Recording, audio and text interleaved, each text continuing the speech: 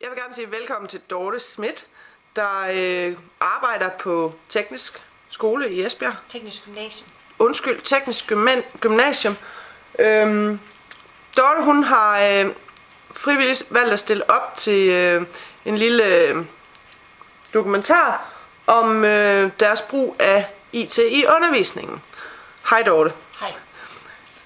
Skolen, Teknisk Gymnasium, stiller de PC'er til rådighed, eller tablets?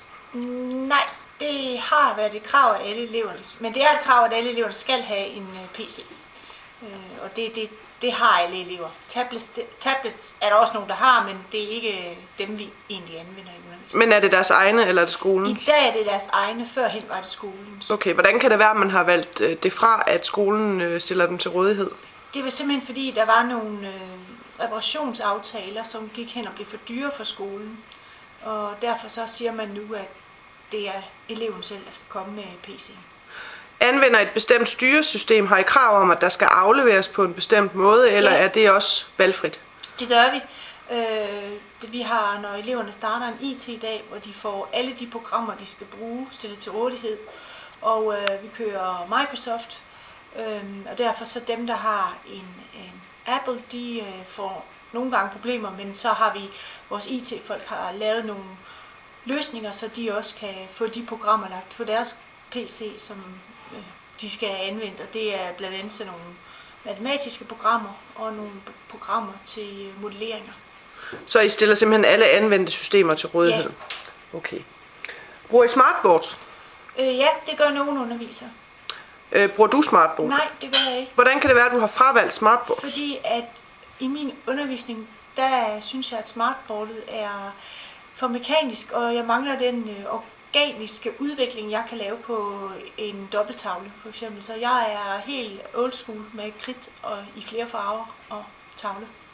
Bruger du andre medier i undervisningen? For eksempel film, YouTube, radioklip? Ja, radioklip har jeg ikke brugt, men YouTube og små sites på nettet, hvor de har små, for eksempel genetikopgaver, der skal laves, eller små genetikspil og film også. Vi er medlem af nogle filmsites, hvor man simpelthen kan downloade dokumentarfilm blandt andet, og novellefilm og shortfilm, ja, og så bruger vi også selvfølgelig viewer i undervisningen og også mobiltelefoner. Ja.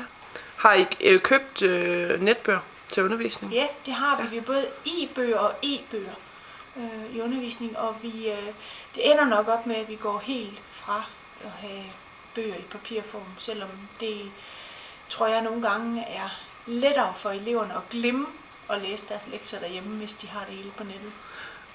Hvad er din umiddelbare holdning til I- og e-bøgerne? Er de tilsvarende gode som en opslagsbog, eller hvordan er der mulighed at tage noter i dem, ligesom en opslagsbog? Ja, kan man... altså de e-bøger, som vi har, dem er der mulighed for, at de tager noter i, og der også er nogle noteprintsfunktioner i dem, vi har, og der er sådan nogle små film lagt ind og små opgaver, så dem kan man egentlig bruge på en anden måde, men jeg ved, at eleverne ikke anvender notefunktioner i dem, fordi de synes, de er bøvlet. I e-bøgerne, det er jo egentlig bare en pdf, og den kan man jo godt søge i, men jeg synes erfaringsmæssigt, at når man har en papirbog, så er der et stikordsregister, og når man er på vej til at lede efter noget, så får man også set noget andet. Så man har nok, tror jeg, sværere ved at orientere sig i en bog, der ikke er papir, fordi man simpelthen tilfældigt i en papirbog kommer til at se nogle ting undervejs. Og det gør man ikke så tit i en e-bog eller en e-bog. Det var alt, hvad jeg havde at spørge dig om. Tak fordi jeg måtte interviewe dig. Ja.